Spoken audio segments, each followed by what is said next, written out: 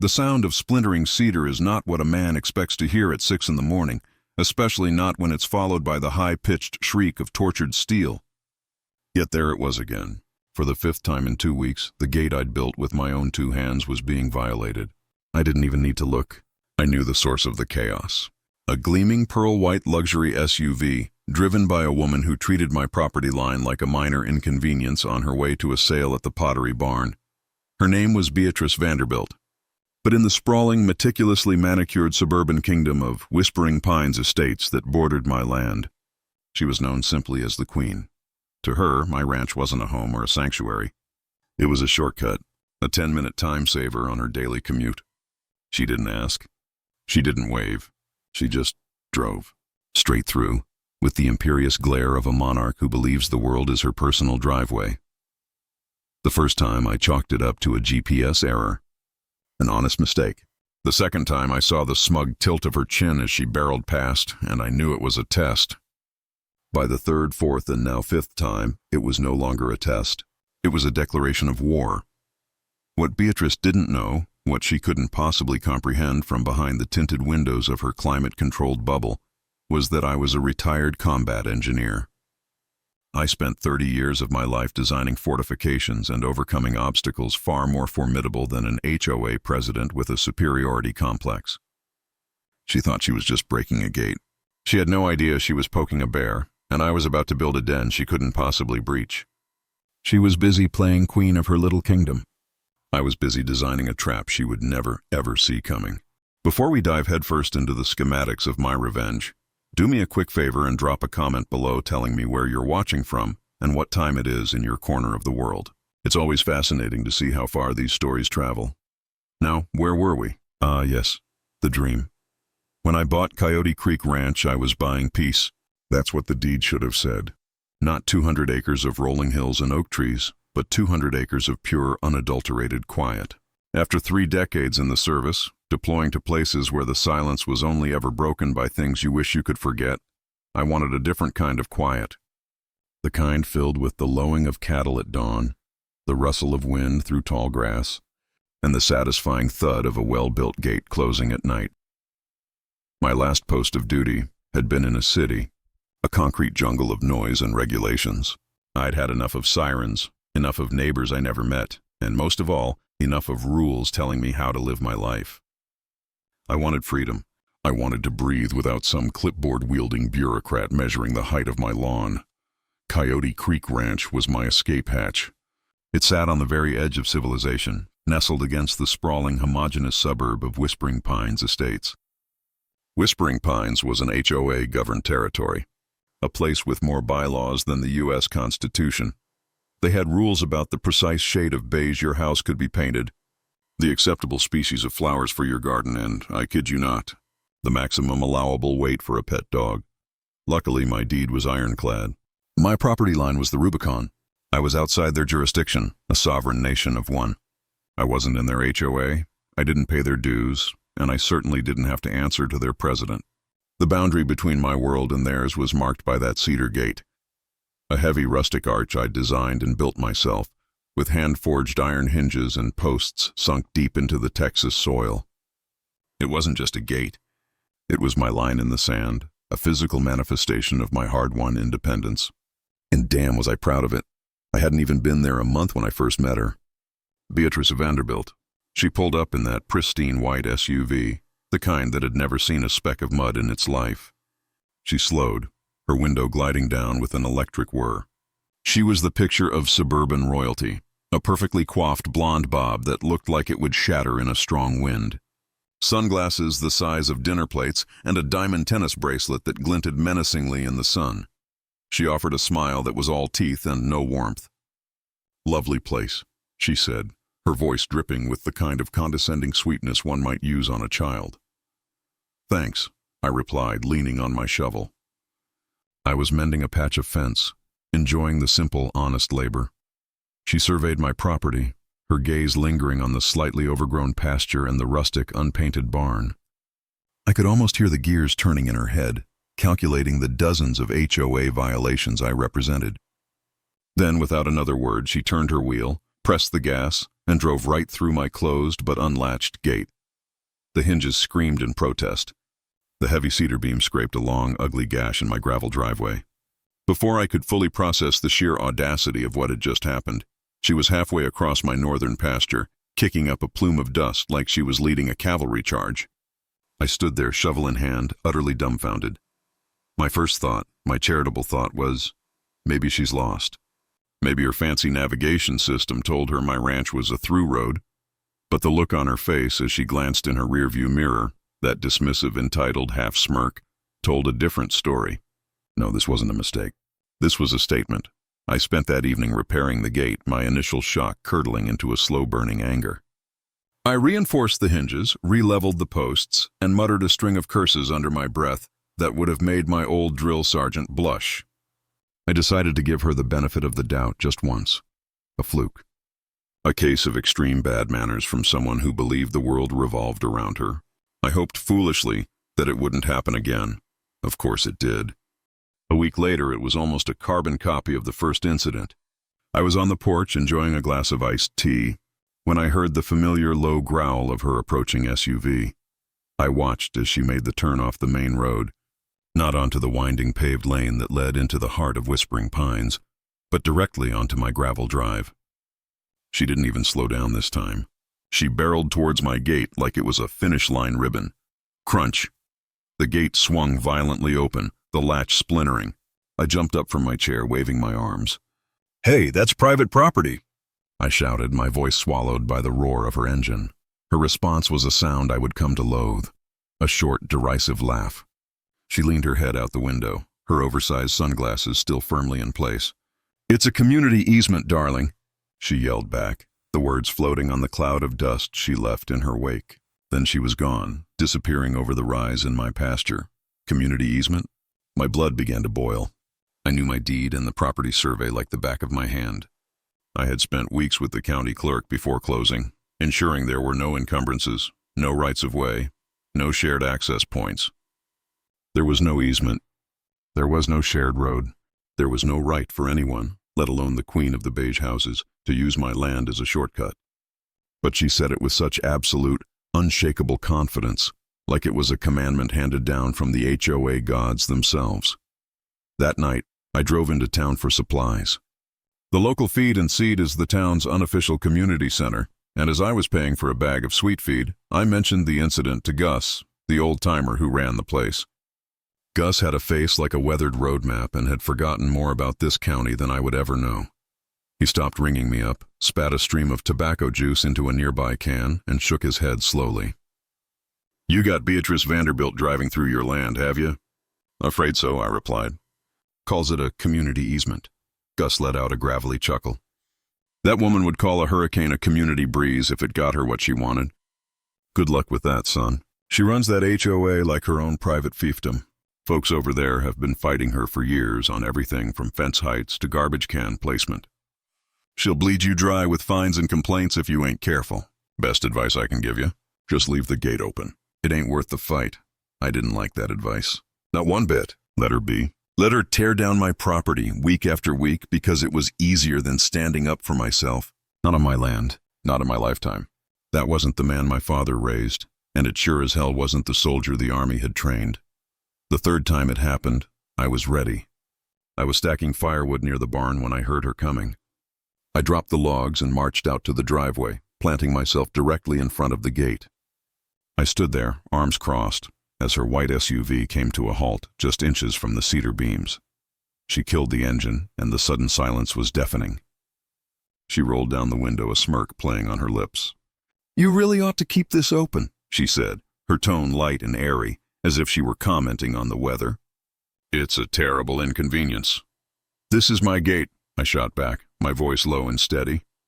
"This is my property." "You are trespassing." She raised her chin, her lips curling into a sneer as if she'd just tasted something sour. "Don't be so selfish." This road saves me, and many of my neighbors, a full 10 minutes every morning. Think of it as your contribution to the community spirit. Community spirit? I let out a sharp, humorless laugh. "Lady, this is my home, not a public highway. You are damaging my property every time you do this. The next time you drive through this gate, I'm calling the sheriff." Her smirk hardened into a glare. "You're new here. Maybe you don't understand how things work. The Whispering Pines Homeowners Association sets the rules around here. You may not be in the community, but you are adjacent to it. And your actions affect us. You're not above our influence." That was the first time she'd used the word HOA like it was a weapon, like it granted her some divine right to rule over everything she could see from her driver's seat. "Turn your vehicle around and leave my property," I said, my voice leaving no room for negotiation. For a moment, she just stared at me. I could see the conflict in her eyes, the shock of being told no warring with her ingrained sense of entitlement. Then her face contorted with rage. She started her engine with a roar, revved it once, and then, to my utter disbelief, she drove forward. Not through the gate, but at it, nudging it with her bumper until the latch broke and it swung open.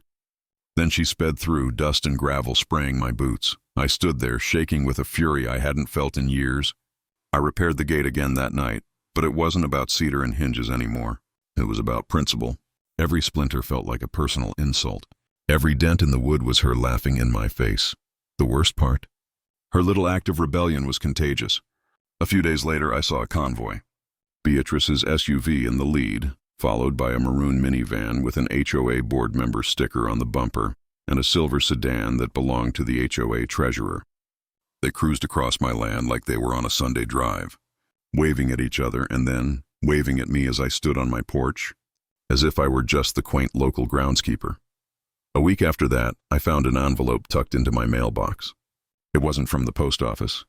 It was on thick, cream-colored cardstock with the official Whispering Pines HOA letterhead embossed in gold at the top. My heart sank as I read it. "Dear resident," it began, "you are in violation of Whispering Pines Estate's community standards for maintaining an unsightly and non-conforming structure. The rustic, unpainted ranch gate at the entrance of your property does not align with the established community aesthetic. Please remove it immediately or face daily fines of $50. I nearly laughed myself sick. They were fining me, a man who wasn't a member of their organization, for a gate on property they had no claim to. The very same gate they kept ramming through with their luxury vehicles. I drove straight down to the town clerk's office and had them pull the deeds and surveys again. I spent an hour poring over them, confirming what I already knew. No easements, no HOA oversight, no shared access. My gate was mine, my land was mine, and their rules were nothing more than meaningless words on fancy paper. Still, that letter felt like a shot across the bow. Beatrice wasn't just some entitled driver anymore. She was weaponizing the HOA. She was starting a war. And if there's one thing you learn designing fortifications, it's that every wall, every fence, and every gate is only as strong as the man willing to stand behind it. Beatrice Vanderbilt thought she could intimidate me with paperwork and horsepower. But I'd built more than just gates in my life. I'd built foundations designed to withstand bomb blasts. And I was about to build something that would end her little shortcut and her reign of terror, once and for all. All right, we've reached the breaking point.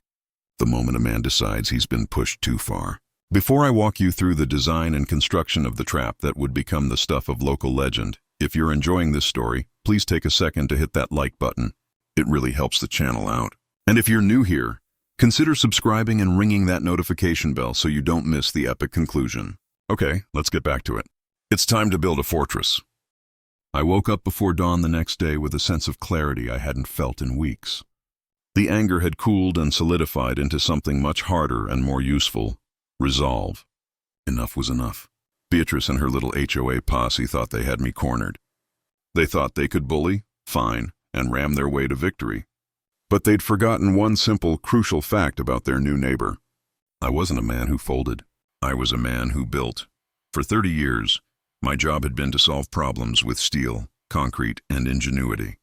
I'd raised structures from nothing, reinforced beams that had buckled under pressure, and poured foundations that had outlasted monsoons and worse. If I could design a structure to withstand an IED, I sure as hell could build a gate to withstand a Mercedes. But this wouldn't just be a gate. This would be a statement. This would be a trap. I started by pulling out my old drafting tools. Sitting at my kitchen table, with a cup of black coffee, and the first rays of dawn creeping over the hills, I began to sketch. Wood was out of the question. It was aesthetically pleasing but structurally weak against a 2-ton vehicle. I needed a core of pure, unadulterated American steel. I made a call to a buddy of mine who ran a salvage yard that specialized in industrial demolitions. "Frank," I said, "I need I-beams. The thickest, nastiest ones you've got. The kind they used to build bridges back when things were made to last." Frank laughed. "Starting a war, Jack?" "Finishing one," I replied. A week later, a flatbed truck delivered 4 10-foot sections of industrial-grade I-beams to my ranch. They were rusted, scarred, and beautiful. They had sat behind my barn, covered by a tarp, gleaming with silent purpose. Next came the posts. My original cedar posts were sunk 3 feet deep. These new ones would be a different beast entirely. I rented a commercial auger and drilled 2 holes, each 8 feet deep and 2 feet in diameter. Into these I lowered custom fabricated cages of grade 60 rebar. The main posts themselves were 6-inch square steel tubes, a 1/4 inch thick. I set them in the rebar cages and called in a concrete truck. We poured nearly 2 cubic yards of high PSI fiber-reinforced concrete into each footing. I personally troweled the top smooth. Those posts weren't going anywhere. They were now a permanent part of the geology of Texas. The gate itself was my masterpiece. I used the I-beams to construct a massive internal frame, welding the joints with the precision of a surgeon. I added diagonal cross-bracing and gussets at every corner. The frame alone weighed close to 800 pounds. This gate wasn't designed to swing. It was designed to hold. But here was the clever part, the art of the trap. I didn't want Beatrice to see a fortress. I wanted her to see the same old rustic gate she'd smashed a dozen times before. So, once the steel frame was complete, I clad it. I meticulously cut and planed thick cedar planks, distressing them to look weathered and worn. I bolted them to the steel frame from the inside, hiding every single piece of hardware. From the driveway, it looked identical to my original gate. Humble, wooden, breakable. But behind that rustic disguise was a wall of unyielding steel, and I still wasn't done. Stopping her SUV was one thing. I wanted to end the shortcut for good. I wanted to make sure that even if she somehow managed to breach the gate, her journey would end right there. So I got creative. I dug a shallow 4-foot-wide trench just inside the gate, spanning the entire width of the driveway. At the bottom of this trench, I poured a 6-inch slab of concrete. While the concrete was still wet, I set in my surprise, rows of hardened steel spikes. They weren't caltrops. These were custom fabricated foot-long teeth of 1/4-inch steel plate, sharpened to a wicked point and angled forward. They were welded to a steel base plate that was anchored directly into the concrete foundation. They were tire-shredding abominations. I then built a false bottom over the trench, a breakaway wooden frame covered in landscape fabric, which I then topped with a thick layer of gravel, perfectly matching the rest of my driveway. The trap was invisible. It was a design born of pure, unadulterated frustration, but refined with the cold precision of an engineer. Every measurement was exact. Every weld was perfect. I worked day and night for over a week. My neighbor Sarah, a quiet woman who had her own run-ins with Beatrice over the color of her mailbox, would sometimes leave a thermos of coffee on my porch in the mornings. She never said anything about the project, but her eyes held a look of hopeful encouragement. Gus from the feed store drove by one afternoon, slowing his truck to a crawl. "Upgrading, I see," he yelled out the window. "Just a little home security project," I yelled back with a grin. He tipped his hat and drove on, a wide smile on his face. Of course, word got back to Beatrice. On the 3rd day of my project, I saw her pearl-white SUV parked on the public road just beyond my property line, engine idling. She was watching me through her tinted windows, a cell phone held up to her ear. No doubt reporting my unapproved construction to her board. I kept working, the rhythmic clang of my hammer against steel echoing across the pasture. I ignored her completely. Finally, she rolled down her window. "You really think you can stop progress with that pathetic little fence?" She sneered, her voice carrying on the wind. I didn't even look up from the weld I was laying. "I'm not trying to stop progress, Beatrice. I'm just trying to stop you." Her laugh was sharp and brittle like breaking glass. "We'll see about that. The board is meeting tomorrow. We're filing an injunction to have that thing torn down." "Good luck with that," I muttered, sparks flying from the welder. She spun her tires in the gravel and sped off. By the 5th day, the trap was complete. The gate swung smoothly on newly installed custom-built hinges, each one rated for 2,000 pounds. The locking mechanism was a heavy-duty slide bolt that sank into a steel bracket set deep in the new concrete and steel post. The trench was perfectly camouflaged. The entire structure was painted and weathered to blend in perfectly with the ranch aesthetic. To the untrained eye, it looked like the same flimsy barrier Beatrice had arrogantly smashed through a dozen times. But I knew the truth. It was a Trojan horse. It looked like a gate, but it was a cage. That evening, as the sun dipped low and painted the sky in shades of orange and purple, I sat on my porch, a cold beer in my hand, and admired my handiwork. My hands were blistered, my back ached with a deep, satisfying pain, and my heart was steady. For weeks, Beatrice had treated me like a doormat, some lonely old rancher she could bully into submission. She thought her fines, her threats, and her 2-ton SUV made her untouchable. But she had forgotten the oldest rule in the book: every bully eventually meets a wall they can't knock down. I leaned back in my chair, my old hound dog resting his head on my boot, and I whispered to the quiet evening air, "All right, Beatrice. Come on down. Your shortcut is now open for business." The trap was set. All I had to do now was wait. And wait I did. For 3 whole days, an unnerving silence fell over Coyote Creek Ranch. I started to wonder if her threat of an injunction had worked, or if perhaps, for the first time in her life, she had chosen the path of reason. I should have known better. Patience wasn't one of Beatrice Vanderbilt's virtues. She couldn't resist a challenge. She had to win, had to assert her dominance. It was in her nature. The reckoning came on a bright, beautiful Saturday afternoon. The kind of day made for peaceful relaxation, not vehicular destruction. I was in the barn, oiling a saddle, when I heard it. The low, throaty growl of her high-performance engine, angrier and louder than usual. It was the sound of someone with a point to prove. I calmly put down my tools, walked out of the barn, and took my seat in the rocking chair on my porch. I had a tall glass of lemonade and a front-row seat to the show. I had also set up 3 small, high-definition trail cameras, perfectly concealed in the trees, all focused on the gate. The show was going to be recorded for posterity. There she was. Her pearl-white SUV crested the hill, gleaming in the afternoon sun. But she wasn't alone.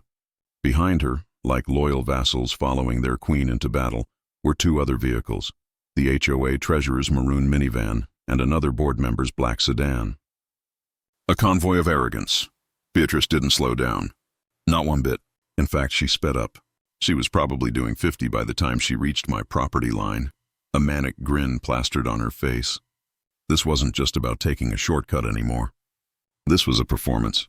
She was going to obliterate my pathetic little fence in front of her cronies to reestablish her authority. I held my breath. Time seemed to slow down. I saw the glint of the sun on her windshield, the determined set of her jaw. Then it happened. The moment her chrome bumper hit the gate, there was no splintering wood. There was no satisfying crunch she was expecting. There was only a deafening, soul-shattering boom. It was the sound of an unstoppable force meeting an immovable object. The gate didn't budge. It didn't flex. It didn't even tremble. Anchored by tons of concrete and fortified with solid steel, it held its ground like a mountain. Her SUV, however, was not a mountain. The laws of physics, which Beatrice had so long ignored, asserted themselves with brutal, unforgiving force. The front end of her $60,000 vehicle crumpled like a tin can. The hood buckled into a sharp V. The expensive grille disintegrated into 1,000 pieces of plastic shrapnel. Both headlights shattered simultaneously. Inside the cabin, the airbags deployed with explosive force, filling the vehicle with white smoke. The SUV jolted to such a violent, instantaneous stop that the rear wheels lifted, completely off the ground for a split second before slamming back down, and then came the encore. As the mangled vehicle slid the last couple of feet forward from its own momentum, the rear tires rolled directly over my invisible trench. The breakaway cover gave way instantly, and the back end of the SUV dropped a foot. Pop! Pop! The sound was like 2 gunshots, sharp and final. My custom-made steel spikes, sharpened to a razor's edge, plunged deep into her expensive low-profile tires, ripping through the rubber and shredding them instantly. The SUV sagged forward onto 2 ruined wheels, hissing like a mortally wounded beast. The convoy behind her descended into chaos. The minivan driver, who had been following way too closely, slammed on his brakes. He swerved hard to the left. driving his vehicle headfirst into the ditch on the side of my driveway, where it stalled out in a cloud of steam. The sedan behind him braked so hard that it fishtailed wildly, narrowly avoiding a 3-car pileup and coming to a stop sideways across the road. A thick cloud of dust settled over the scene, hanging in the still summer air like smoke after a battlefield skirmish. For a long, beautiful moment, everything was silent. Then the screaming began. Beatrice's door was flung open and she stumbled out, covered in airbag dust, her perfect coif looking like a bird's nest. She coughed and sputtered, her eyes wide with a mixture of shock and pure, undiluted fury. "What have you done?" she shrieked, pointing a trembling, diamond-clad finger at me as if I had just committed an act of terrorism. I stayed seated on my porch, taking a slow, deliberate sip of my lemonade. My old hound dog, sensing the tension, let out a low growl but stayed by my side. "What have I done?" I called back, my voice calm and even. "I believe the correct term is fortifying my property against repeat trespassers." Her voice cracked, rising to a shrill pitch. "This is illegal. This is a booby trap. You've put our lives at risk. I'm calling the police. I'm calling my lawyer. You are finished." I stood up slowly, walked down the porch steps, and ambled towards the wreckage. The closer I got, the more beautiful the carnage became. Her SUV's bumper was bent into the shape of a crushed accordion. Green coolant and other vital fluids were dripping onto the gravel, forming a sad little puddle. It was a total mess, and I was smiling. "You were warned, Beatrice," I said evenly, over and over and over again. "You chose this path. You literally drove yourself into this situation." She stomped her heel into the ground, trembling with impotent rage. "The HOA will bury you in lawsuits. We'll take everything you own." I raised an eyebrow. "On what legal grounds?" "You willfully and repeatedly drove through a closed gate on marked private property without permission. That's called trespassing, and destroying property while you're at it. And lucky for me, I reached into my pocket and pulled out my phone. I installed a few new cameras this time around, high definition, with sound. I pointed to the 3 concealed cameras in the trees, where tiny red lights were blinking patiently." Her face went slack. The color drained from it, leaving a pasty white canvas beneath the dust and expensive makeup. You wouldn't," she whispered, the fight draining out of her. "I would," I replied, and I did. By now the commotion had drawn a crowd. Neighbors from both my side of the line and from within the hallowed grounds of Whispering Pines had gathered along the main road, drawn by the crash. Phones were out. They were all recording. A few low chuckles rippled through the crowd as they took in the scene. Beatrice Vanderbilt, the iron-fisted ruler of their community, standing red-faced and sputtering in front of her immobilized. "Ruined SUV. Looks like the Queen's chariot has lost a wheel," one man muttered, loud enough for everyone to hear. A wave of laughter followed. The HOA treasurer, a meek-looking man named Gerald, crawled out of his minivan in the ditch, limping slightly, his clipboard still clutched in his hand like a useless shield. He tried to speak, to assert some authority, but the crowd drowned him out with jeers and catcalls. The other board member in the sedan didn't even get out. He just sat there, his face buried in his hands. Beatrice spun around, glaring at her former subjects. "Stop laughing. This is a serious violation of community safety." But the more she screamed, the more they laughed. Her power was an illusion, built on intimidation and bluff, and I had just called her bluff in the most spectacular way possible. The sight of their self-proclaimed ruler, stranded, humiliated, and utterly powerless, was too cathartic for them to resist. And me? I just stood there, arms crossed, soaking it all in.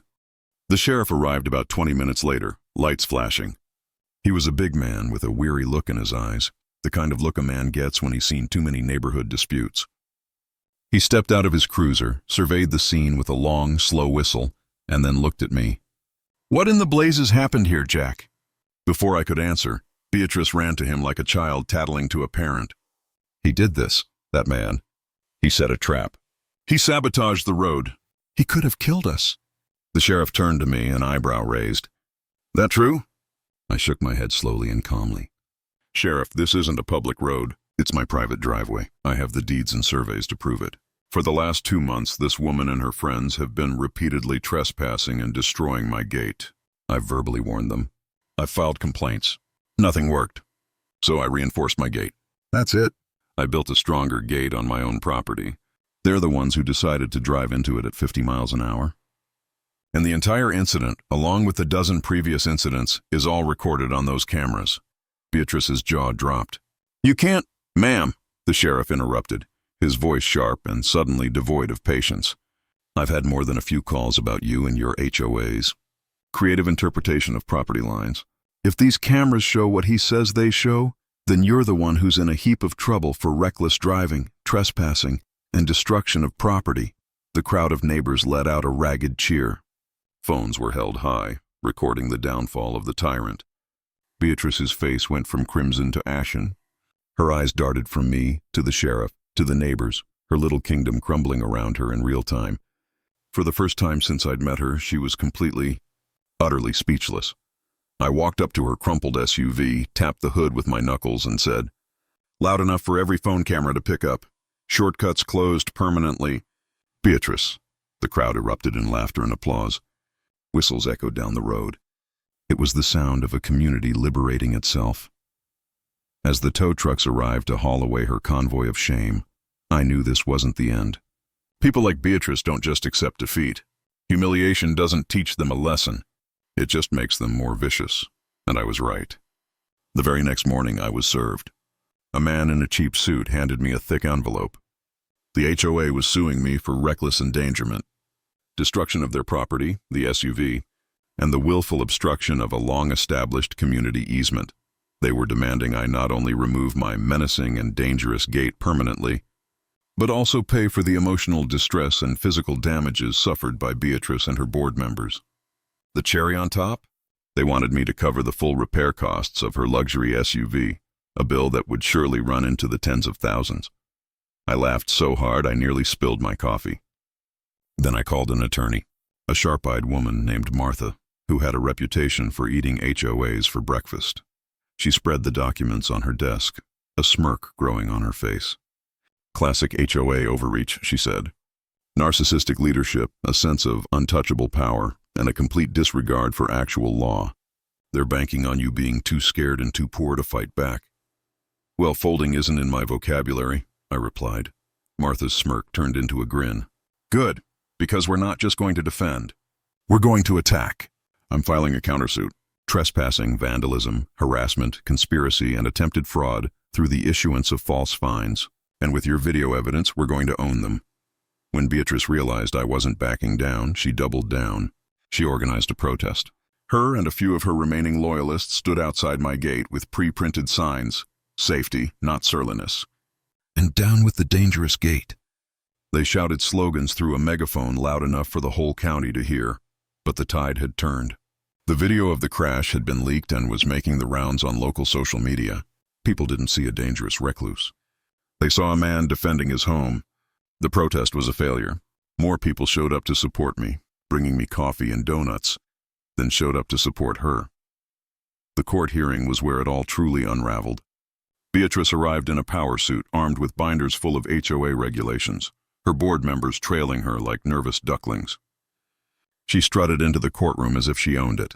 Her lawyer launched into a dramatic, flowery speech about how I had endangered the welfare of the community with my booby-trapped gate. Then Martha stood up, calm, precise, deadly. "Your Honor," she began, "the evidence will show that my client's property lies entirely outside the jurisdiction of the Whispering Pines HOA. Their fines are fraudulent. Their claims are baseless. And as for endangerment, the only danger here was caused by the reckless, repeated, and frankly arrogant trespassing of the plaintiff, Ms. Vanderbilt." She clicked a remote. The big screens in the courtroom lit up. The footage played. The crash, the shredded tires, the furious, entitled screaming.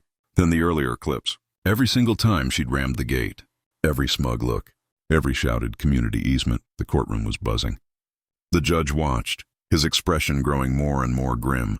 When Beatrice herself was called to the stand, she melted down under Martha's cross-examination. "So, Ms. Vanderbilt," Martha asked sweetly, "you believed you had a right to use this road? It's a community easement." Beatrice insisted. "Can you please show the court where in the county records, or in Mr. Miller's deed, this easement is documented?" Beatrice sputtered. It's an unwritten rule. It's been used for years." So, to be clear, there is no legal document supporting your claim? The HOA board voted on it. She shrieked. Martha turned to the judge. Your Honor, the plaintiff seems to believe her HOA board has the power to unilaterally claim ownership over private land. I believe that's a power reserved for sovereign nations, not a committee that regulates lawn gnome placement. The judge slammed his gavel. This is a court of law, Ms. Vanderbilt, not your board meeting. Your credibility is in tatters. The ruling was swift and brutal. The court dismissed the HOA's lawsuit with prejudice. My countersuit, however, was successful. The judge ordered the HOA to pay for all damages to my gate and property, plus punitive damages for harassment. Beatrice herself was fined personally for reckless driving and perjury. The humiliation was complete and public. Back in Whispering Pines, the fallout was a political Chernobyl. Residents who had long been silent finally found their voice. A special meeting was called. Stories of Beatrice's bullying poured out. Bogus fines, threats, intimidation tactics. Board members resigned on the spot, not willing to go down with her sinking ship. By the month's end, a recall vote was held. Beatrice Vanderbilt was unceremoniously stripped of her title as president. Her reign was over. I thought that would be the end of it. But there was one final delicious twist I had been holding on to. A week after the verdict, a certified letter arrived. It was from Beatrice's personal attorney. She was offering a private settlement.